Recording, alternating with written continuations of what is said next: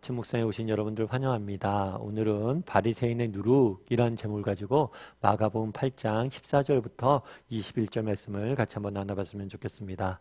먼저 14절부터 15절까지 한번 읽어볼까요? 같이 읽도록 하겠습니다. 제자들이 떡 가져오기를 잊었음에 배에 떡 한 개밖에 그들에게 없더라. 예수께서 경고하여 이르시되 삼가 바리새인들의 누룩과 헤롯의 누룩을 주의하라 하시니. 오늘 본문의 배경은 뭐냐면 배를 타고 있었어요. 뭐냐면 바리새인들과 어저께 살펴본 것처럼 논쟁을 하죠. 논쟁을 한 다음에 예수님께서 베세다 지역으로 가자 하고 배를 띄워서 배를 타고 가는 과정 속에서 일어난 사건이에요. 그런데 이 배를 타고 가는데 제자들이 한 가지 기억났어요. 뭐냐면 떡 가져오기를 잊었다는 거죠. 그래서 그들에게 뭐밖에 없어요? 떡 하나밖에 그들에게 없어요. 이 사실을 발견하고 제자들은 어떤 심정이 들었을까요? 사실 실수한 거죠. 어떤 점에 실수한 거예요? 떡을 안 가져왔기 때문에 중간에 혹시라도 저희가 배가 고파서 먹을 것을 찾게 되면 먹을 것이 없는 거죠. 그래서 굶을 수밖에 없는 상황이에요. 이 실수를, 자신들의 실수를 발견하고 어떤 생각이 들었을까요? 아마 뭐 후회도 들었겠죠. 아유, 내가 왜 이 떡을 안 갖고 왔지 하고 자책도 들었겠죠. 그리고 또 어떤 생각 들었어요? 근심도 들었겠죠. 염려도 됐겠죠. 왜냐하면 예수님께서 떡을 달라고 그러면 어떻게 될까? 혹시라도 우리가 배고프면 어떻게 될까? 이런 염려와 근심, 또 자책, 후회 뭐 이런 복잡한 감정을 가지고 있었던 것 같아요. 그런데 이런 복잡한 감정을 예수님께서 아셨는지 모르셨는지 모르겠지만 아셨겠죠. 아셨을 텐데 그때 이런 말씀을 합니다. 뭐라고 이야기하냐면 삼가 바리새인의 누룩을 조심해라. 바리새인의 누룩과 헤롯의 누룩을 조심해라 라고 이야기합니다.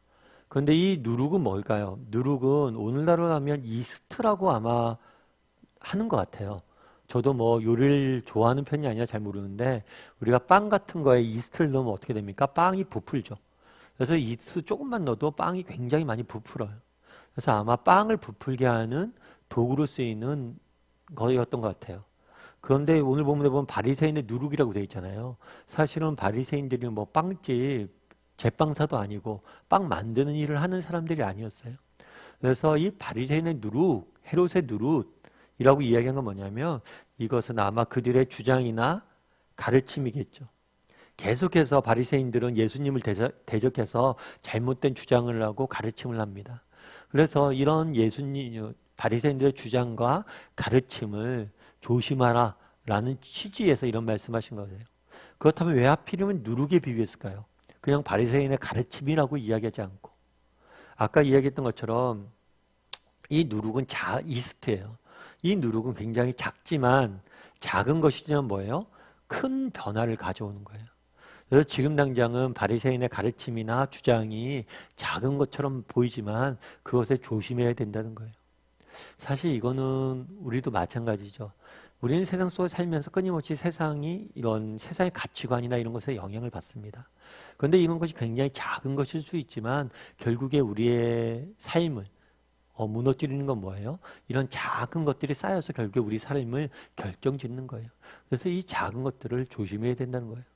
그래서 바리새인의 주장과 가르침이 사소한 것 같지만 이런 걸 정말 저희가 주의를 기울여서 조심하라는 거죠. 그런데 이 누룩에 비유한 또 다른 이유가 있어요. 그것은 뭘까요? 여러분들은 뭐라고 생각하세요? 누룩에 비유한 이유가? 좀 어려운 이야기일 수도 있는데 여러분 혹시 무교절을 아세요? 무교절?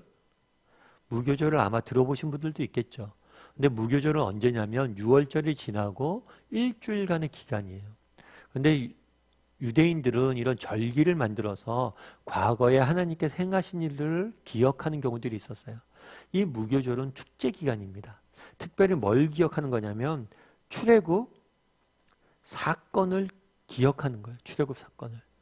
그래서 출애굽 사건, 애굽에서 노예되었다가 노예 생활에서 해방된 그 일을 기념하는 사건이에요.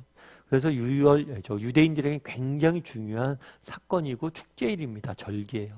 그런데 이 무교절에는 뭘 하냐면 무교병을 먹어요. 무교병.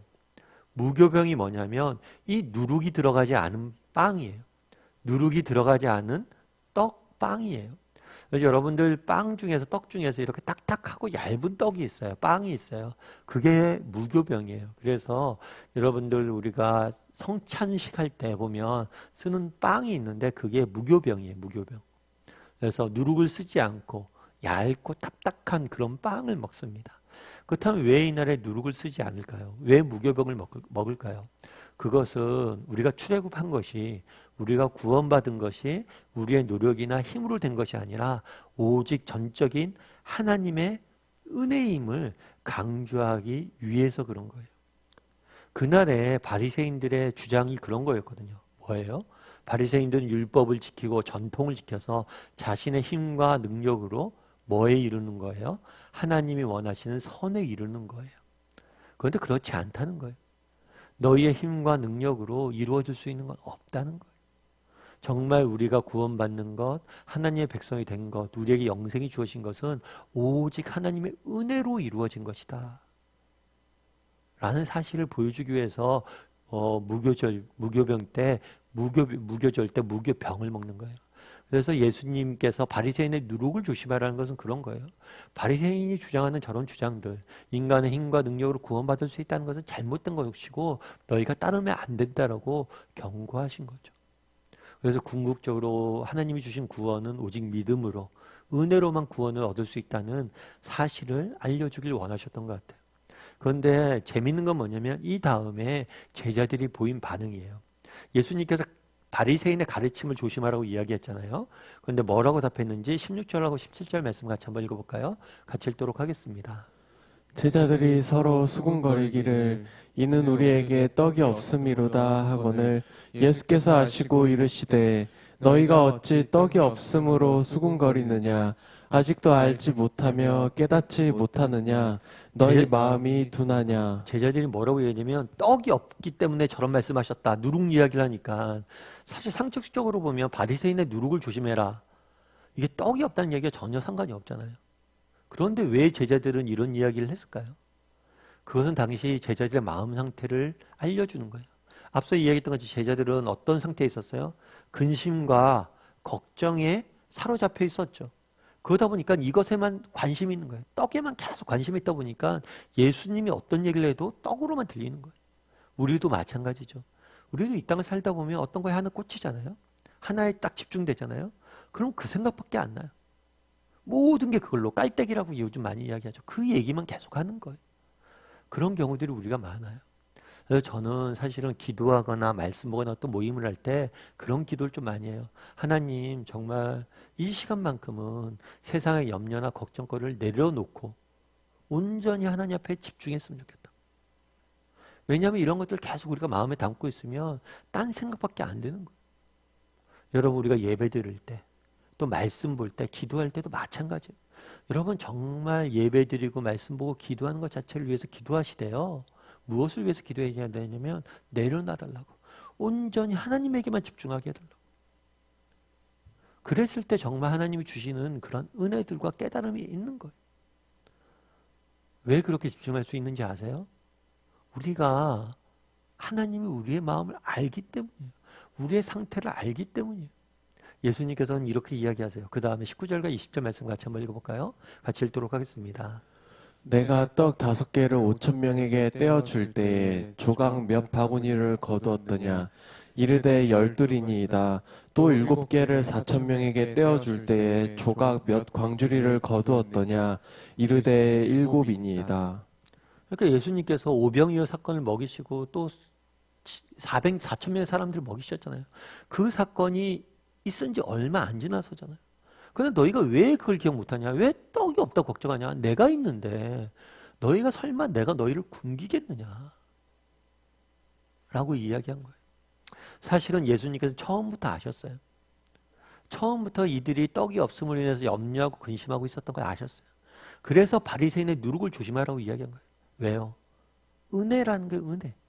너희가 구원받는 게 너희의 능력과 힘으로 되는 게 아니잖아요. 오직 하나님의 은혜라는 거예요. 그런데 우리의 삶 자체가 그렇다는 거예요. 우리 삶 자체가 하나님의 은혜로 되는 거예요. 우리의 힘과 능력으로 우리가 살아가는 게 아닙니다. 야, 설마 내가 너희 먹이지 않겠느냐? 제가 아까 말씀드렸죠. 정말 우리가 예배드리거나 말씀 보거나 기도할 때 하나님에게만 집중하게 해달라고 해야 되는 이유가 있다고. 그건 왜냐하면 우리 하나님은 다 아세요. 그리고 다 채울 거예요. 정말 그 사실을 알아야 된다는 거예요. 우리 삶이 은혜이고 하나님께서 우리의 삶을 채울 거라는 걸 너희가 알라고 그날에 이 말씀을 주신 거예요. 결국 우리의 인생은 우리의 힘과 능력으로 되는 게 아니에요. 하나님의 은혜로 되는 거예요. 그분에게 그것을 알고 그분에게 맡기라는 거예요. 그럼 그분이 해결해 줄 거라는 거예요. 일본에 미타니 이스토라는 사람이 있습니다. 이 사람은 되게 유명한 사람이에요. 저는 잘 모르지만 가네보라는 일본의 화장품 회사가 있대요. 뭐 꽤 큰 회사가 봐요. 이 가네보라는 회사의 회장이에요, 회장. 그런데 입지전적인 인물이에요. 말단 사원에서 회장까지 이루는 거죠.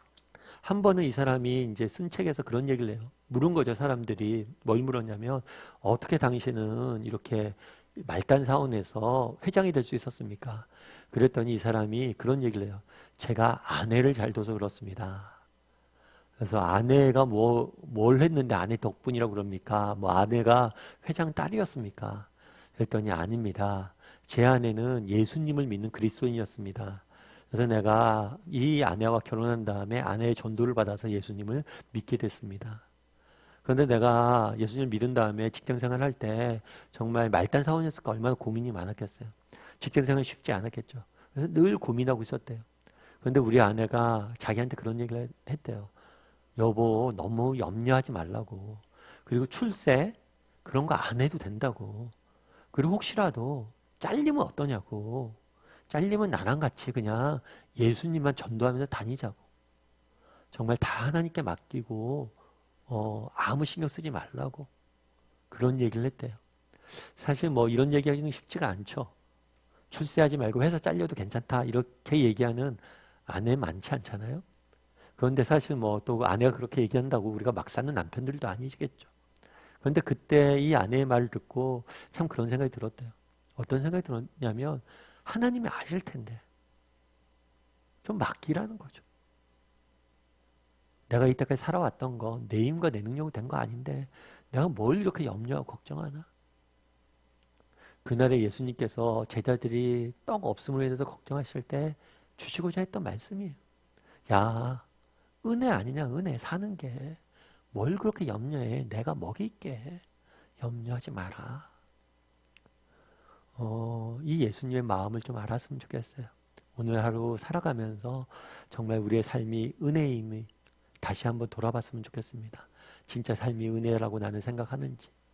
그리고 또 은혜 베푸실 그 하나님을 바라봄으로 또 오늘 하루 살아갈 줄 아는 우리 모두가 됐으면 좋겠습니다.